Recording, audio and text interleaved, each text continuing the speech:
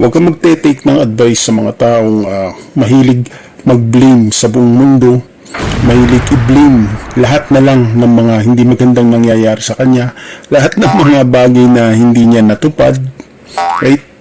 Lahat ng mga sama niyang loob sa kanyang buhay, right?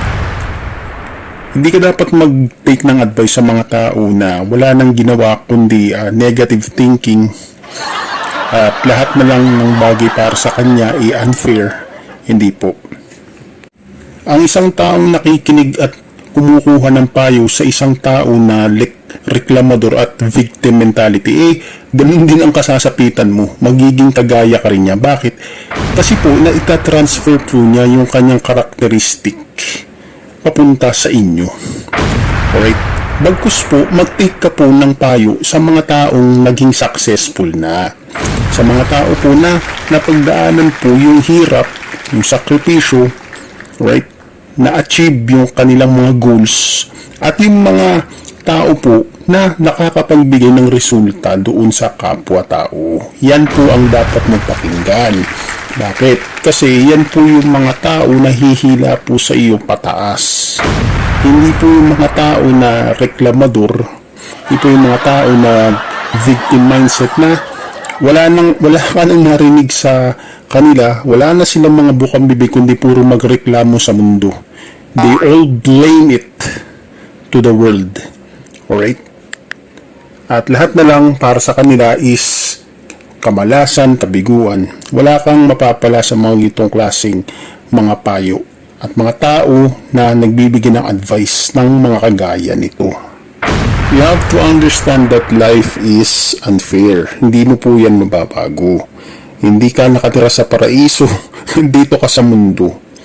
At talagang may mga ganito po talagang pangyayari sa buhay. Sometimes, unfair talaga ang buhay. Ang sagot po ba is maglabas ka na lang ng hinanakit mo? Magreklamo ka sa buong mundo? Hindi ho. Alright? Instead po na mag-take ka ng advice sa mga negatibong mindset ng mga tao na hindi naman nakakabuti sa'yo, humihila pa sa'yo pababa, bakit hindi mo ituon yung isip mo doon sa pakikinig at pag-take ng advice sa mga tao na successful, sa mga tao na nakapunta na doon sa tuktok? Bakit mo pakikinggan yung wala namang na-prove? Bakit mo pakikinggan yung taong negatibong mag-isip, yung taong reklamo ng reklamo? Alright? It's like para bang kunyari may sakit ka. Nire-recommenda ng doktor na ito ang i-take mong gamot. Pero mas papakinggan mo pa yung payo ng kapitbahay mo. Huwag ka nang mag-take ng gamot, wala nang pag-asa ang sakit mo. Malala na yan. Ganun ba ang gagawin mo? Think about it. Kung ano ang buhay ng taong pinapakinggan mo, yan din ang makukuha mo kung sa kanya ka nagtitik ng advice. Kung ang pinapakinggan mong tao ay reklamador, victim mindset, right? Mga wala nang ginawa kundi mag-blame sa buong mundo, yan din ang mararating mo. Bakit? Pareho lang kayo ng mindset eh.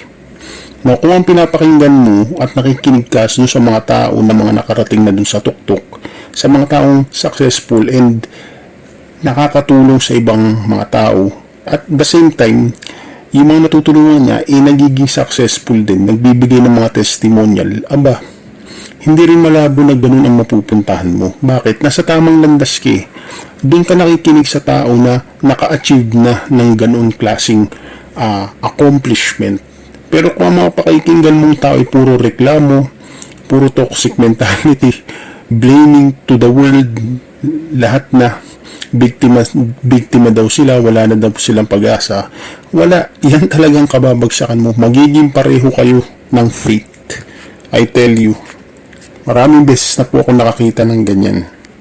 Ano po ang patunay ko? May kapitbahay po kami na nakikinig po siya sa mga negative na mga payo ng kapitbahay din namin na wag na daw tumuloy sa abroad kasi mahirap daw dun, mag-isa ka, wala kang kasama. So, instead na i-pursue niya yung kanyang dream na magtrabaho abroad at makaipon sana ng pera, nadala siya ng negative influence at advice ng kapitbahay. O ayun, nasaan? Ngayon, unemployed, walang trabaho, tambay, tanga. Kung hindi niya pinakinggan yung negative na payo na yun, At pagkus, he keep himself motivating in order for him to achieve that kind of goal, na makapagtrabaho sa abroad. Sana siya ngayon, sana tagumpay na sana siya, nakaipon na sana siya ng maraming pera. Yan ang isang example na sabi ko sa inyo. Piliin mo kung sino yung pakikinggan mo. Yung kanya bang mga payo, makakapagbigay ba ng changes sa buhay mo, o i-stack up ka sa pagiging victim mindset? Right? Pangalawa, tignan mo yung tao na nagbibigay ng payo. Ano po ang kanyang karakteristik? Ano po ang kanyang achievement? Yung buhay ba niya, ganun ba? Ganun ba talaga? Try to examine the person. Kasi paano mag-a-advise ang isang tao na kung saan miserable pala ang buhay niya? Hindi naman pala siya competent. Alright? Siya pala ay fragile, marupok. Magtitake ka ba ng advice sa mga ganong tao? Right? Hindi porke magaling magsalita ang tao, pakikinggan at paniniwalaan mo na agad siya. Remember, always ask questions, always validate, always verify. Bago mo yun, tanggapin bilang iyong mindset. Hindi lahat ng tao paniniwalaan mo, especially kung hindi naman nakikita yun sa buhay niya. At hindi naman nakikita yun sa karakteristik niya. Alright? So, sino po ang mga pakikinggan mo? Pakikinggan mo yung mga tao na magdadala sa iyo ng changes sa buhay mo. Hindi mo pakikinggan yung mga tao na humihila sa iyo pabalik, na wala namang ibinibigay sa iyo na changes sa buhay mo.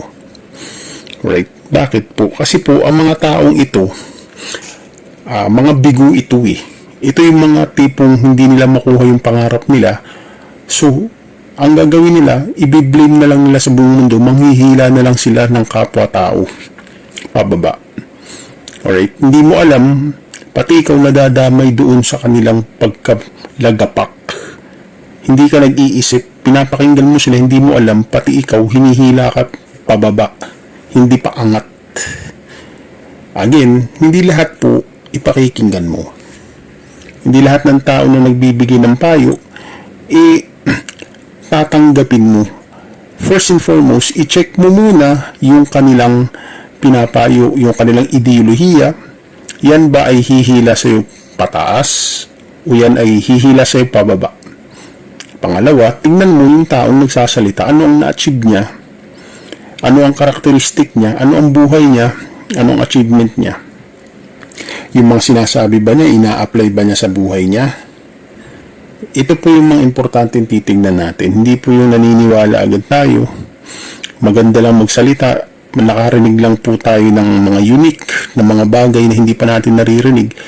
Isipin agad natin totoo lahat yung sinasabi. And last but not the least po, tingnan niyo po kung ilan ang mga taong napapagbago nito. Yung mga nakikinig ba sa tao na ito, umaangat yung buhay, nagkaroon ng improvement. Ito po yung mga titignan nyo, 3. Kasi kung hindi po ninyo nakikita yung mga bagay na ito at hindi to present dun sa taong pinapakinggan ninyo, abay, itakwil nyo yan, delikado yan. Bakit? Hihilain kayo niyan pababa, sisirain kayo niyan. Wala namang pakialam sa inyo yung mga yan Wala silang pakialam kahit anong kahinatnan ninyo pag pinakinggan nyo yung sinasabi nila. Kasi nga, hindi naman kayo magkakilala in person. Wala silang malasakit sa'yo. Sila, inilalabas lang nila yung sama ng loob nila sa mundo. Likramo nila sa mundo. Pero, wala silang pakialam sa'yo. Pag sinunod mo yan, pinakinggan mo yan, at ikaw, nadamay ka sa frustration nila, sa negativity nila, wala naman silang pakialam sa iyo. Hindi naman kayo magkakilala. Yan yung sinasabi ko po sa inyo. Kaya po kami dito sa The Red Pill Community po, hindi po kami makasarili. Gusto po namin lahat umangat. Right?